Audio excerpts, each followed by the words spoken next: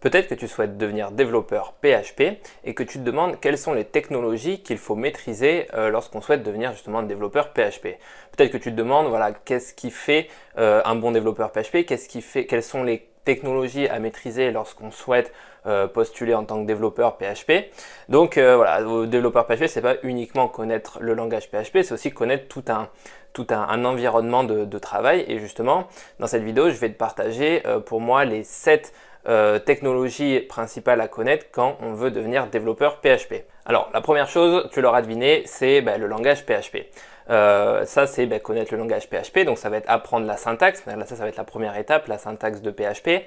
Ensuite il va y avoir tout ce qui est les bases de PHP, donc les variables, le fonctionnement des conditions, les if, else, for, switch, tout ça, les tableaux. Ensuite ça va être tout ce qui va être la programmation orientée objet, donc ça c'est hyper important de le connaître, c'est vraiment un plus pour toi si tu veux postuler dans un poste de développeur PHP. Ainsi que tout ce qui va être le design pattern MVC, donc le modèle view controller. Si tu connais un petit peu le principe et le fonctionnement de cette architecture, ça sera un vrai plus pour toi. Parce que voilà, le design pattern MVC résout voilà, beaucoup de problématiques qu'ont les développeurs web, et c'est un design pattern qui est quand même très utilisé dans le monde du web. Donc si tu le connais et que tu le maîtrises en PHP, ça sera vraiment un gros plus pour toi. Ensuite, la deuxième chose, ça va être de connaître tout ce qui va être HTML, CSS et JavaScript. Donc ça c'est assez basique en fait à connaître. J'imagine que si tu fais du PHP, c'est que tu connais déjà un petit peu ces langages-là, mais ça va un petit peu de pair. Le PHP va être un langage côté serveur qui va te permettre de faire des traitements côté serveur, et tout ce qui va être HTML, CSS et JavaScript, ça va te permettre de travailler tout ce qui est l'interface graphique. Donc tu ne peux pas te permettre d'apprendre que le PHP sans connaître toute la partie front, donc HTML, CSS et JavaScript.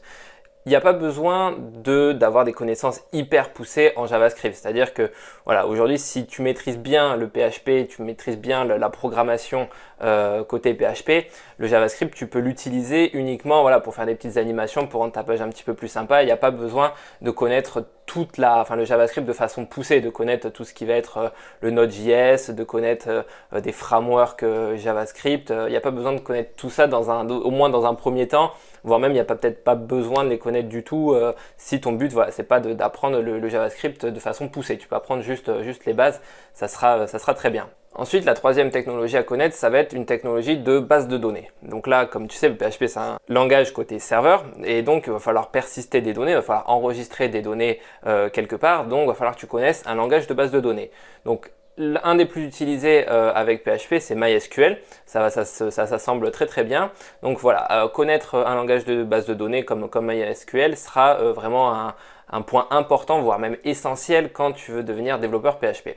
Ensuite, donc ça, MySQL, c'est le premier, c'est le plus populaire, on va dire, avec PHP, mais il existe aussi PostgreSQL ou encore Oracle, voilà, il en existe d'autres, mais le plus populaire, c'est MySQL. Donc si derrière tu veux trouver un job de développeur PHP, si tu connais MySQL, voilà, je pense que déjà ça sera un bon point. Et puis voilà, t'as pas besoin de les connaître tous. Dans tous les cas, tu sauras aussi t'adapter à d'autres technologies de base de données. Ensuite, la quatrième techno, ça va être tout ce qui va concerner les serveurs, donc l'utilisation d'un serveur.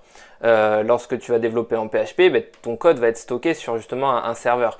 Et le PHP étant un langage côté serveur, il va falloir que tu saches comment ça fonctionne, quelle est la logique derrière tout ça, derrière le serveur, comprendre voilà, comment marche, ça peut être Apache ou Nginx, donc ça le serveur web, comment il va marcher avec PHP, les processus PHP.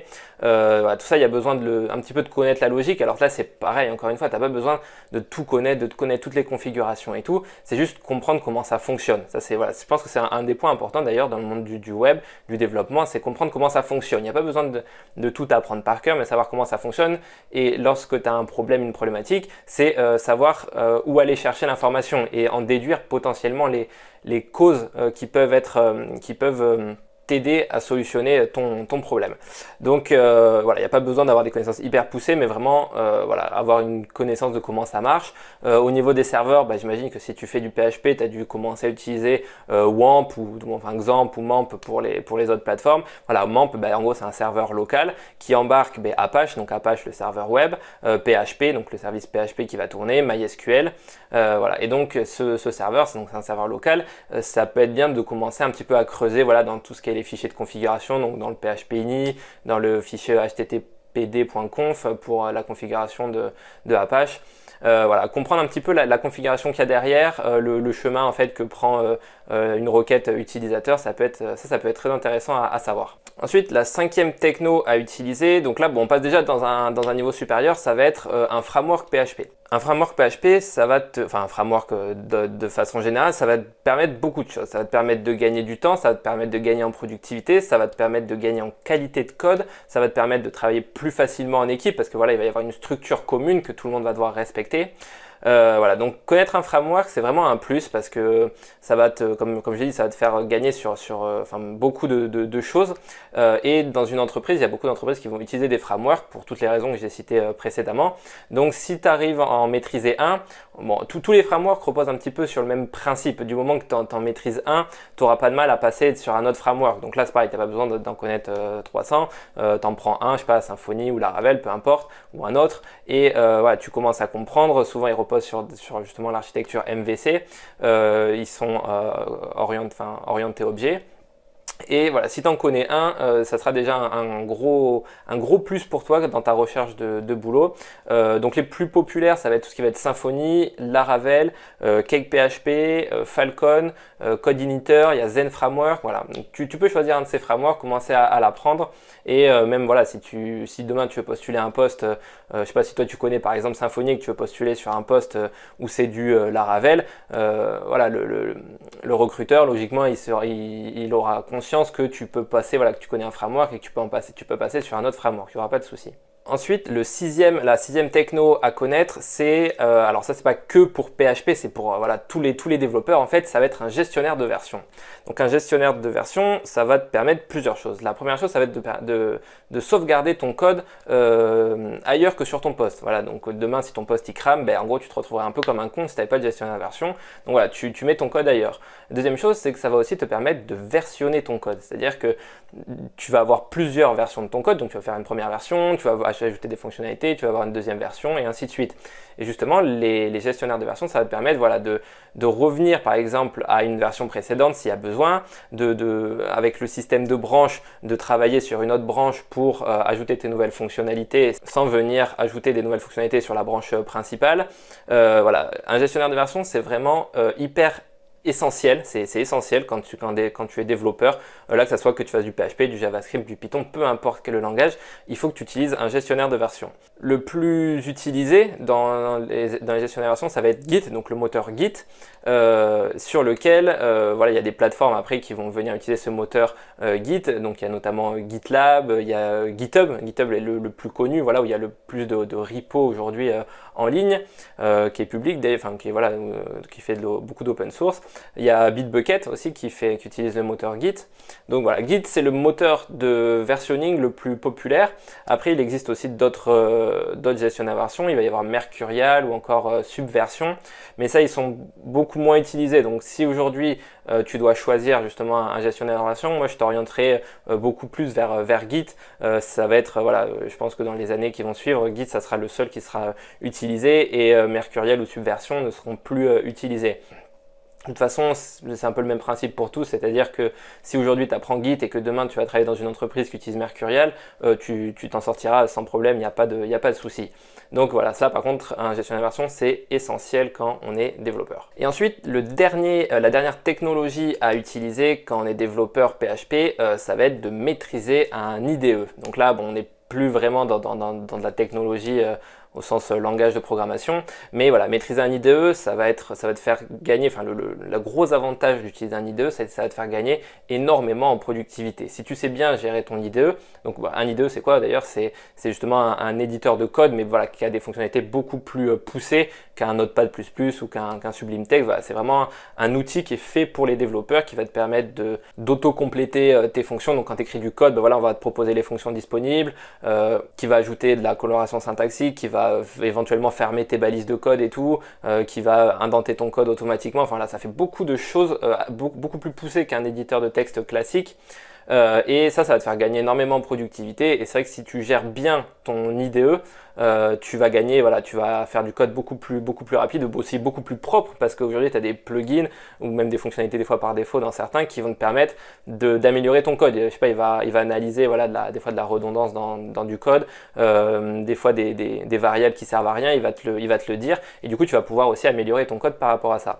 Donc ça, encore une fois, c'est pas que pour du PHP, ça c'est pour n'importe quoi, les éditeurs de code, c'est pour n'importe quel langage de code, mais il faut que tu en maîtrises un correctement, que tu passes un peu de temps sur les raccourcis clavier, parce que voilà, sur les IDE il y a énormément de raccourcis clavier, et une fois que tu maîtriseras ça, enfin, un éditeur de texte, enfin un IDE correctement, tu coderas beaucoup plus vite. Dans les plus populaires, donc c'est les IDE qui sont les plus utilisés, on va retrouver Visual Studio Code, donc de Microsoft, qui est vachement utilisé, donc qui est gratuit, open source, et que tu peux mettre sur n'importe quelle plateforme. Donc ça c'est un très bon éditeur de code, vachement utilisé chez les développeurs. Ensuite tu vas avoir PHP Storm, donc voilà, moi c'est celui que j'utilise en ce moment, c'est vraiment voilà, il est payant par contre, mais c'est une machine de guerre quoi. Le truc c'est, t'as plus rien à faire, ça code tout seul. Non, je plaisante, mais par contre, voilà, il a beaucoup de fonctionnalités qui sont assez poussées et tu vas gagner beaucoup de temps quand tu vas développer. Donc PHP Storm qui est fait exprès justement pour le PHP. Ensuite, tu vas avoir NetBeans ou encore Eclipse. Donc ça, c'est qui sont gratuits, mais voilà, ils deviennent un peu old school. On utilise de moins en moins. Donc voilà, si tu veux partir sur un IDE gratuit, moi je te propose vraiment Visual Studio Code, c'est le top pour le moment. Et la dernière chose, là, c'est on va dire un petit peu un bonus, c'est si vraiment c'est des technos qui sont souvent utilisés en entreprise.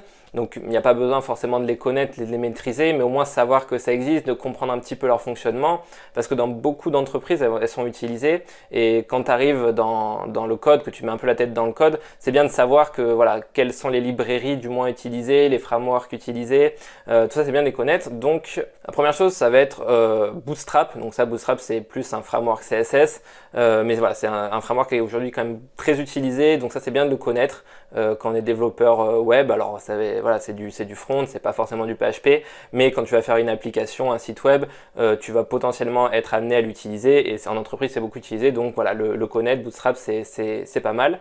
Ensuite il y a le framework JavaScript jQuery. Alors jQuery c'est de moins en moins utilisé, justement avec tous les frameworks JS qui arrivent, c'est de moins en moins utilisé. Mais pour un job, dans les entreprises justement, des fois tu vas tomber sur des codes qui ont 4-5 ans, et à l'époque voilà, c'est quand même assez utilisé, donc jQuery c'est bien au moins de maîtriser les bases. Ça peut te permettre voilà, de gagner un petit peu de temps quand tu seras en entreprise, d'avoir un peu une carte supplémentaire sur ton CV, même si aujourd'hui c'est plus trop utilisé, enfin du moins dans les nouveaux projets c'est pas forcément utilisé, mais si tu te retrouves dans une entreprise un peu voilà, qui a des vieux codes, hein, ça arrive assez régulièrement, hein, mine de rien, quand tu arrives dans une entreprise, il y a déjà des bouts de code, des projets qui sont entamés, donc tu n'auras pas vraiment le choix des technos, donc ça c'est bien de le connaître. Ensuite, il y a aussi FontAwesome. Donc FontAwesome c'est tout ce qui va être icône. Alors il n'y a pas que ça, hein, il y a d'autres bibliothèques d'icônes, mais voilà, FontAwesome c'est aussi une des plus utilisées. Ça pareil, c'est plus côté front, mais c'est bien de la connaître, de savoir un petit peu le maîtriser. Bon, c'est pas très compliqué, hein, c'est des 2-3 classes avec des icônes, donc c'est rien de compliqué. Ensuite, pour les librairies plus PHP par contre, il va y avoir PHP Unit, donc PHP Unit pour les tests. Voilà, tests unitaires, tests fonctionnels, tout ça. C'est bien de connaître PHP Unit, de savoir le fonctionnement. Alors si tu es débutant, on va dire, si tu es débutant, t'as pas besoin de le maîtriser vraiment au début. Il faut savoir que ça existe et il va falloir tendre vers ça par la suite. Voilà, plus tu vas évoluer, plus il va falloir tendre vers des tests unitaires pour justement tester ton code de façon automatique. Et voilà, c'est bien de le connaître au moins. Et ensuite, en librairie, il y a Curl. Donc Curl, c'est pour taper dans des API. Donc aujourd'hui, tu sais que les API sont de plus en plus nombreuses. Et voilà, je pense que le web va tendre vers l'utilisation plus poussée d'API. Et justement, Curl, ça va être une librairie qui va te permettre d'aller requêter des API avec du PHP. Donc ça c'est bien aussi de le connaître, de le maîtriser.